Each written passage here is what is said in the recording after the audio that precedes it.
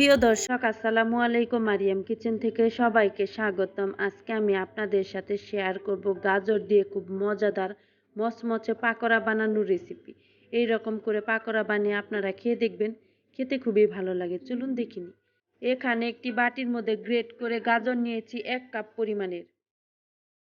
এর মধ্যে half cup পরিমাণে পেঁয়াজ কুচি দিয়ে দেব, 4-5টা কাঁচামরিচ কুচি দিয়ে দেব,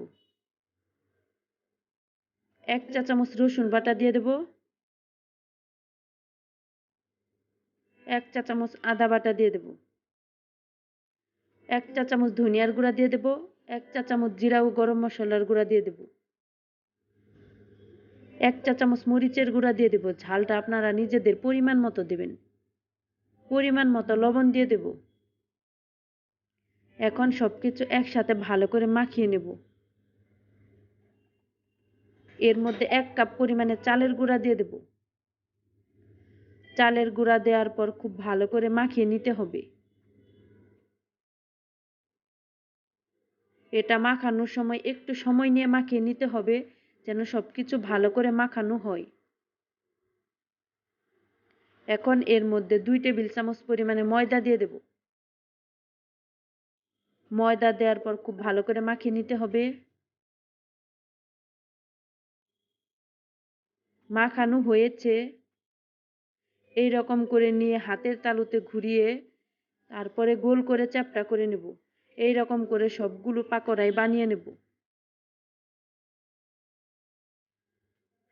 সবগুলো পাকোড়া বানানো হয়েছে। ভাজার জন্য চুলায় প্যান বসিয়ে এর মধ্যে পরিমাণ মতো সয়াবিন তেল দিয়ে তেল গরম করে নিয়েছি।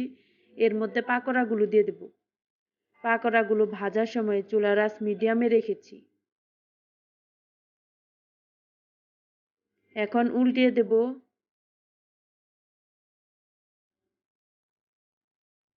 পাকোড়াগুলো ভাজার সময় একটু সময় নিয়ে ভাজতে হবে, তাহলে অনেক মচমচে হবে, খেতেও খুবই ভালো লাগবে।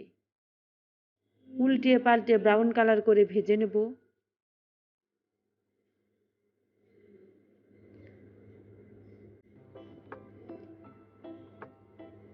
পাকোড়াগুলো ভাজা হয়েছে। এখন চুলার থেকে তেল ঝরিয়ে নামিয়ে নেব।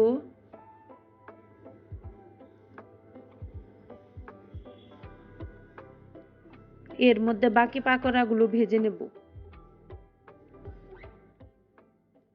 পাকোড়াগুলো দেখতে কতটা লোভনীয় হয়েছে, খেতেও কিন্তু অনেক মজার হয়েছে। এরকম করে পাকোড়া ভেজে আপনারা খেয়ে দেখবেন, একদম মুখে লেগে থাকার মতো। ভিডিওটি ভালো লাগলে লাইক দিবেন, কমেন্ট করে জানাবেন। আজকে বিদায় নিচ্ছি। খুদা হাফেজ।